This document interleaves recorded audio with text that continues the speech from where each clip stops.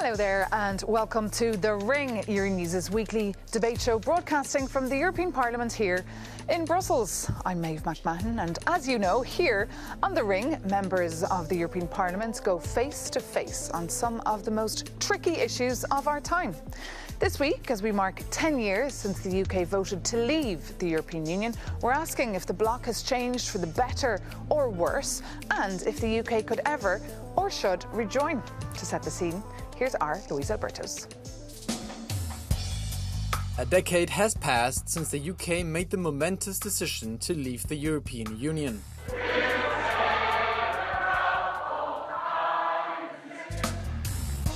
After 47 years of membership, the Brexit vote sent shockwaves through Europe and reshaped Britain as we know it.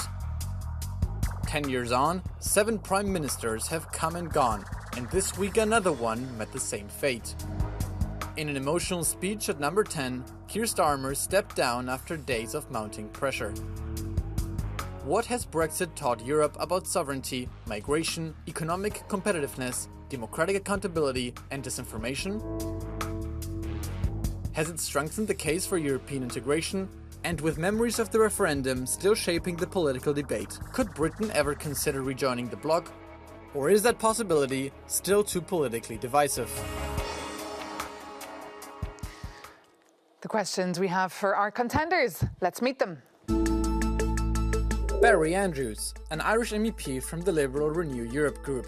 He's the chair of the Committee on Development, vice chair of the Delegation for Relations with Palestine, and a member of the delegation to the EU-UK Parliamentary Partnership Assembly. On the 10th anniversary of the Brexit vote, he says, "Brexit was and is a con job. The UK has not been as invisible and irrelevant on the European stage as it is now, since, in my view, before the Battle of Agincourt of 1415. Sander Smit, a Dutch MEP from the European Conservatives and Reformists group. He serves in the Committee on Constitutional Affairs and has also been Vice Chair of the Committee on Fisheries earlier in the current parliamentary term. We still deeply regret Brexit and miss the UK's crucial voice for fiscal and financial discipline in the European Council," he says. "Our future lies in a stronger partnership. Let the UK and EU countries move beyond the past and work together as natural, sovereign allies." So Barry Andrews and Sander Smit, welcome to The Ring. Thanks for joining us. So here we are, 10 years on. Has Brexit helped or hindered the European Union, Sander? I think it has really hindered the European Union in achieving a union which also takes into account several national sensitivities, also protects the national veto. I think the United Kingdom would have been a very valuable ally for my own member state, but also for other member states in Council. And for my group in particular, of course, the ECR group was founded by the British Conservative Party, and we still sorely miss them, I think. You would agree, I'm sure, Barry Andrews, with that. The EU is in a weaker place now. Well, I think definitely the UK is in a weaker place. I think the European Union has a capacity to evolve, and I think there has been very significant developments in the European Union in the last 10 years and in the world. And the basic lesson is that we live in a much more contested world, and we're much better together as an EU 27. So I think that we are beginning to learn that lesson, but for the UK, it has been a total disaster. What other lessons has Brussels and the EU learned in the past 10 years? I think we should learn from Brexit, first and foremost, that we need to respect national sovereignty, maybe also have tailored membership, not doing away with the Copenhagen criteria, but certain opt-outs, and not have a one-size-fits-all approach. And I think not controlling migration, not taking into account these national specificities has really also caused Brexit. So I think we need to self-reflect a bit. I think if you did self-reflect, you would recognise that actually Britain had a very tailor-made membership of the European Union for an awful long time, including being outside Schengen, including being outside the euro, and having a very, very differentiated form of membership. And this still wasn't enough on this occasion. And what has happened since then in the UK is that there has been a massive peak in migration. The UK economy has gone down very, very substantially. As we've just heard in the introduction, they've had 7 prime ministers. So this is a state of governance which is absolutely disastrous. Oh, I absolutely agree. I just meant that if we as a European Union want to have the United Kingdom work together with us or eventually rejoin, I sense that you would be open to that, but you can comment on that later. We need to take into account these specificities. But now we see the European Commission and also European leaders evolving towards a more centralized approach of the Union with less tailor-made, less opt-outs, less possibilities to take and these we'll come back to that shortly, but I want to go back to the UK politics because, of course, 7 prime ministers have come and gone since the Brexit vote. Is this because of Brexit, this political chaos we're seeing in the UK? Well, I mean, there's nobody looking to leave the European Union anymore. And there is a waiting room for membership that is bursting at the seams. So the one big takeaway is that I think in the contested geopolitical world that we live in now, we're much better together. Mark Carney articulated that very well for middle-sized countries, for Europe, for Canada. So I think Britain has learned that lesson in a very difficult way. Because we remember 10 years ago when the vote happened, Nigel Farage said the European Union was dead and, quote, finished. We saw Marine Le Pen, Geert Wilders, calling for their countries to have a referendum. That's off the table now. It's all off the table, and even Mr. Wilders never mentions Nexit or Brexit anymore. Never mentioned. So I mean, it's for slow learners. We now have had a laboratory example of what happens when you leave the European Union, when you try to take back control, when you try to do things by yourself. It is clear that this has deepened the European Union's roots. It has enhanced the European Union's reputation, and that's why almost all of our neighbourhood countries are thinking about joining, including Iceland, including Norway, including all the Western Balkans and Eastern Europe. And what about the situation in the UK? The EU and the UK were just getting back on track with those relations. An EU summit was supposed to be taking place at the end of July. It's now off the table. So what will the latest chaos mean for this relationship? 2 things I would say to the Commission. First of all, it's right to delay the summit, absolutely. Yeah. I think the first point is that you have to anonymise relations with the UK. It can't depend on the personality of the Prime Minister, particularly where you have Farage quite high in the opinion polls. So I think the European Commission has to recognise this. Plus, it cannot continue to treat the UK as an ordinary third country because the UK is so aligned with our key interests as Europe. And I think a lot of UK politicians recognise this. The Commission has to recognise that too. And during the very lengthy negotiation period, the divorce period, if you like, was the EU fair to the United Kingdom, you think? I think in many aspects we were very fair. If I look at fisheries, really took a huge portion out of our fishery rights, etc. So I think the European Union has been right, but tough. I think maybe in some aspects too tough. So that's also my suggestion. Let's work together closer. Let's move past the past bickering and find new solutions, because I think that will also pave the way for new candidate member states like Iceland and Norway. And if we don't improve the relationship with the United Kingdom in the future, I think we have a referendum in Iceland upcoming and show signs of that development. We will eventually end up also losing these candidate member states who do fulfill the Copenhagen criteria. But I just want to bring in an incident that took place in the European Parliament chamber just last week in Strasbourg when MEPs, when you were voting on measures to increase the deportation of undocumented migrants. Take a look. On the agenda, the report by Mrs. Brigmont on the EU-Pakistan agreement modification of concessions on tariff rate quotes. Vote on consent by roll call vote. The vote is open.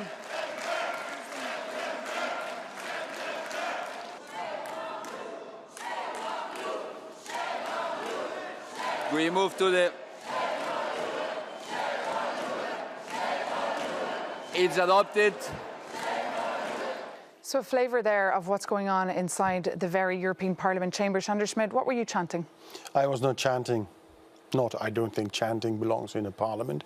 That way I did applaud the outcome of the result of the vote. And were you sitting beside the chanters? Yes, they were to the left of me, so in the right-wing groups. This is a good glimpse of the kind of divisiveness that we can see right now in politics, right here and, of course, across the pond?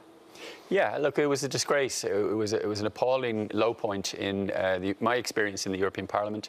I voted against the measure. I have a very clear conscience about that. And what I was very disappointed about was that some members of your party online described one of our colleagues, who is originally from Iraq, that she should go home.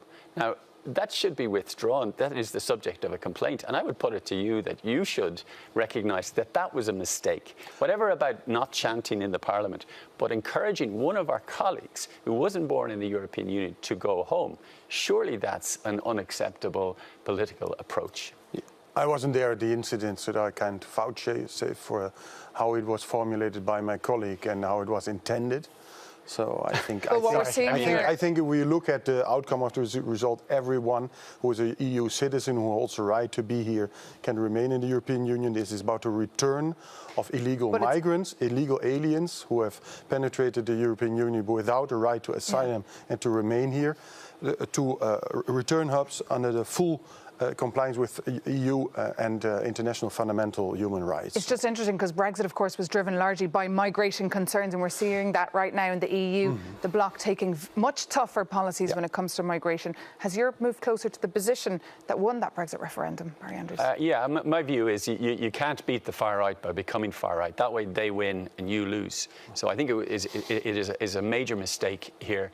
I think, Sanders says there is human rights conditionality in relation to these return hubs. But let's not forget, there are human rights clauses in the EU-Israel Association Agreement, which have been willfully ignored by the Commission for 3 years in spite of the ongoing war crimes, in spite of the ongoing statements made by certain Israeli ministers in relation to European citizens, in relation to Palestinians in the West Bank. So I take no comfort from the presence in this agreement of human rights conditions in relation to return hubs. Quick reaction to that? I do. I think that we uphold the rule of law as a European Union, and we will also do this in the return hub in safe third countries. And I think a lot of the Irish voters will also be disappointed that you voted against the result, which is the last building block of the EU Migration and Asylum Pact, which you supported. Some Irish voters will be disappointed that I voted against it. That is correct. But that's the essence of populism, that you're determined by whatever current. No, what I try to explain to our citizens is that yes, we have a new migration and asylum pact. It only came into force 2 weeks ago. We also have migration conditionality in a lot of our external relations. We also have memorandums of understanding and returns. And my argument is that we should let all of this work before we go down what was a taboo subject just a few years ago about sending families and children to places they've never had any connection with to satisfy this demand in circumstances where asylum applications are going down in the European Union, where deportations are actually going up. This is the wrong time to do this. And we have done extensive reporting on that topic here on Euronews, and we've also done previous editions of The Ring, so catch up with them. But now it is time to move on to our next round. Now, you've already got a glimpse of what happens inside the European Parliament chamber, but now I'm going to give you another one, because their MEPs also ask each other direct questions and follow up. So here on The Ring, you'll also have that opportunity. So Sander Schmidt, please address your very first question to Barry Andrews. Barry, the United Kingdom was our strongest ally for fiscal discipline, resisting EU debt schemes and protecting national sovereignty, also for Ireland. Do you still miss the British Prime Minister in the European Council to help us protect national vetoes? And would you actually welcome the EU back into the European Union? It came to a couple of questions there, Sander. Yes. So I think first of all, yes, of course, we'd welcome the UK back into the European Union. I think of all EU member states, Ireland was most aligned with the UK, actually, on a whole range of issues, particularly around trade, the provision of financial services, but most importantly, peace on the island of Ireland. And Ireland and the UK pulled very hard in the same direction on that, and the European Union acted as an honest broker and really helped us. So for me, there's absolutely no question about that. In terms of veto power and the protection of veto power, I think that has held the European Union back, whereas other major global actors are able to act quickly. We take an inordinate amount of time, and we're being held hostage by single individuals in the European Council. And now your question.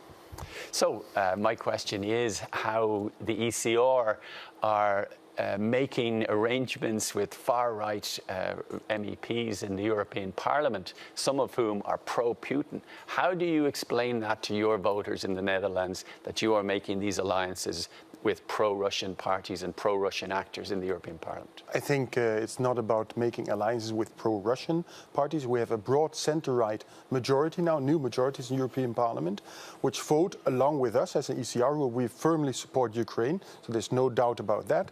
And if they vote along us in supporting, for instance, the return regulation proposed by EPP Commissioner and by the Commission of Ms. von der Leyen, not by far-right populists, but by the European Commission, we safeguarded, we defended the proposal of Commissioner Brunner there, then there's no case of us collaborating with any such parties. But I do not uphold a firewall or a cordon sanitaire if people want to support my proposals. That would be political suicide. And I'm sure that certain of your own proposals and amendments have been voted in favor of also by far-right parties. But there's a difference between committee votes. There's a difference between passive support and actively collaborating with these parties on amendments and issues like that. So your point is that you don't actively collaborate with the far right, the pro-Putin parties? We've worked with all democratically elected representatives in this House, and if they want to support us on issues such as return regulation, combating illegal migration, then I fully support such cooperation. And there's no threat there or danger of legitimizing their positions in certain other issues. There we have a very strong stance, and there we are also really aligned, I think, in many issues. Okay. Well, we've heard the views now from the MEPs, and you've had the opportunity to address your questions. Now it's time to hear from a new voice. I'd like to bring in the voice of Richard Corbett, former British Labour MEP who became one of the leading political and academic voices in the debates over EU membership and reforming the bloc. He was actually in Brussels this month to mark the 10-year anniversary of Brexit and meet a group of British nationals who walked the whole way from London to the European capital. Take a look. Alexander Stubb, President of Finland, came all the way to London, Chatham House lecture to say we want you back. Donald Tusk, Poland, says we dream of Britain coming back. Pedro Sanchez, Spain, says Brexit was a mistake, you should come back in. They do want us back. Why? Look at the geopolitics. Look at the geopolitics. Richard Corbett making the point there, making the pitch for coming back into the EU. Now, that was one of your questions actually for Barry Andrews earlier. Would you like to welcome them back? And is it a necessity now due to the geopolitical world we're living in? I think I would really welcome them back because we really miss them still. Also in the European Parliament, the British Conservative Party is still sorely missed, I think, in my group as well. But I think it will be an evolution in the coming years. We have other parties, as Barry said, in the UK now contending, and I think we have to work towards rebuilding trust and confidence also by having a more pragmatic approach, not a dogmatic, not a bickering approach of the past, not to be too tough, but really open up to and the world is United Kingdom. A much more dangerous place than 10 years ago. Now, we do know the EU and the UK have signed a defence and security partnership back in May 2025, but is this working out? Look, there's just not enough political energy behind this. Obviously, Keir Starmer has had his problems. The Commission has had a very full agenda. So the European Union UK agenda has been very strongly pushed by Maros Šefčovič. Let's be absolutely clear about this. But I am concerned about the slow progress on things like the ETS, electricity trading, SPS, food and those relationships, which we should be able to improve much more quickly than is the case. And with the world in turmoil and the EU hoping to invest more in defence and security, especially with the US pulling out of NATO, there's a big gap in the budget now since Brexit. We've seen between 10 and 12 billion euros less in the coffers because the UK left. What does that mean now for the EU's ambitions to invest in defence? I think the UK are a major military power, also capable of investing, and we really miss them there. So, as I said, we sorely miss them also in this dimension. And is there a solution for the EU to muster up the money itself, try and leverage the EU budget? That will mean that net payers, such as my own country, have to pay more, and I'm not really in favor of having the defence, which is primarily a national competence, transferred to the EU level, because really that development in the past also led to Brexit. And also in my own member states, if the net contribution of my own member state were to increase. I think that would decrease also support for the European Union, which has increased in the recent years. So I think we should leave it there and find pragmatic solutions there. OK, I want to dive deeper into that topic. But first, let's take a break here on The Ring. Stay with us, though, here on Euronews.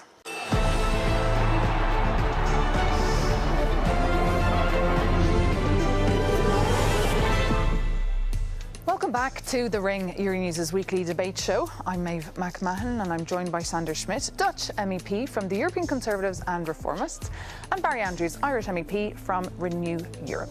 And today we're talking about how the EU is doing 10 years after the Brexit referendum and if the country of 69 million people could ever rejoin again.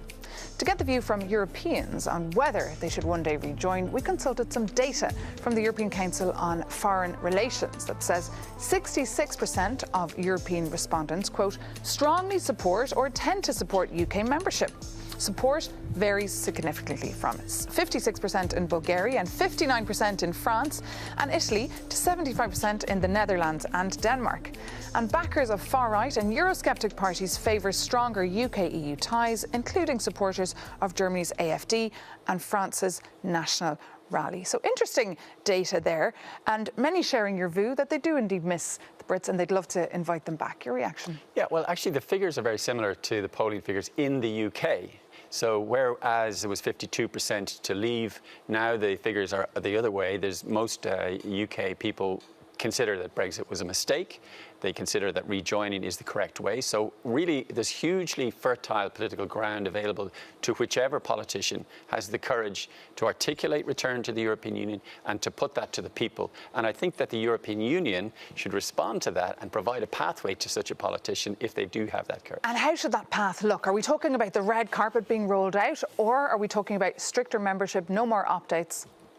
I think we need opt-outs as well, because we'll never get them back if we're too dogmatic, too strict there. So I think we ought to offer them. So you almost want to go begging them? The old package. I think that would be, then that's also what British voters and British citizens who were polled remember. So if we come up with other extra regulation, we need more pragmatism. That's a very interesting view. Do you think other Europeans and European leaders would be on board with this? No, they wouldn't, because clearly we do have differentiated accession. So Ukraine may come in the next few years, but I anticipate that it will be on different terms to the Western Balkans, for example. And I think the UK, as a former member, should be treated in a differentiated manner. But I don't see the European Council supporting the idea of going back to the original package of rebate outside Schengen, outside the euro. I think some of those issues will have to be spoken about. So, you know, while the UK are saying they want to return to the European Union, the majority, when you put the actual package, it might be a different story. So that debate has to happen in the UK initially before we have any discussions at Europe. And 10 years on from now, how do you visualise the European Union? Will it be enlarged? It will, in my ideal vision, would be slightly maybe enlarged, but enlargement is not a goal in itself. I'd like to have the United Kingdom back, and I think Norway and Iceland are perfect examples within the European Economic Area already to join the European Union. But if European leaders are too tough and we don't have this pragmatism towards the United Kingdom now in the upcoming months, this might only also slow down or close off the same development in Iceland and Norway. Yeah, and I think if closely follow it. Yeah, I agree. I think if we have a positive discussion about the UK, I think the reputation of the European Union would be very, very profoundly enhanced by seeing the UK recognise that it was a mistake to leave and to begin the process of applying to rejoin. And just a final point on EU enlargement, could the EU function as 30 or 35 with this current veto system? Well, look, back in 2004, when we had the biggest accession, when all of the countries of Central and Eastern Europe joined, the argument was the European Union is not going to be able to function without really expanding QMV and withdrawing veto power. In fact, Ireland and other smaller member states insisted on keeping veto power and making sure that we limited QMV, and the roof hasn't fallen in. In fact, the European Union does continue to operate quite well. Having said that, from a foreign policy point of view, I believe that there are areas where there should be an expanded QMV. Is that pragmatic? No, as Barry said, I think the European Union should continue as it is, as the treaty is now with the vetoes. The number of vetoes and policies has already been limited in the past, before the Treaty of Lisbon as well. And I think we now have to safeguard this unanimity principle, especially if we want the UK back, if we want Iceland and smaller member states like Norway, potential member states to join. And it will really scare off these potential or real candidates if we abolish the national veto. And for my own member states, it's also been very important, not only for Ireland, but for other smaller member states to uphold the veto. OK, well, it is now time to move on to our fifth and final round. And like always, to close, we do something a little bit different. I'm going to ask our MEPs a set of questions, and you can only answer with yes or no. Is that doable? Maybe. Is the European Union to blame for the Brexit vote, yes or no? Yes. No. Is Nigel Farage perhaps to blame for the Brexit vote, yes or no? Yes, yes, and yes. Is Nigel Farage to blame for the Brexit vote, yes or no? Yes, yes. Was Brexit a wake-up call for the European Union, Sander? Yes. Yes, I think that's fair. I think that it forced the European Union to reflect in a way that it hasn't done for a long time. And is the European Union more democratic now, today, than it was 10 years ago, yes or no? There has been no treaty change, so no, it hasn't changed. No. Did disinformation decide the referendum in the UK, yes or no? Yes, I think. Yes, Cambridge Analytica, Russian money, massive disinformation. And will the European Union ever speak with one voice? Yes. Yes. And is Ursula von der Leyen a good leader, yes or no? No, I don't think so. Yes or no? Sometimes she's good. On Israel, she's been a disaster. Is the EU doing enough to stay competitive against the US and China, Sander? No, absolutely not. We need more deregulation. No. And has the European Union become too dependent on regulation, yes or no? Yes. Yes. That is the big debate, of course, of Brussels today. Should national vetoes in foreign policy be abolished? I know your answer. No. No. In some instances, yes. But good to have allies in Renew as well. Has the EU Green Deal strengthened the European economy? Yes. I don't think so. Not overall. And will we see another Brexit in the next 10 years? No way. No. And one final question. Is the future of the European Union bright, yes or no? Yes. Come on, Sander, you know the right answer.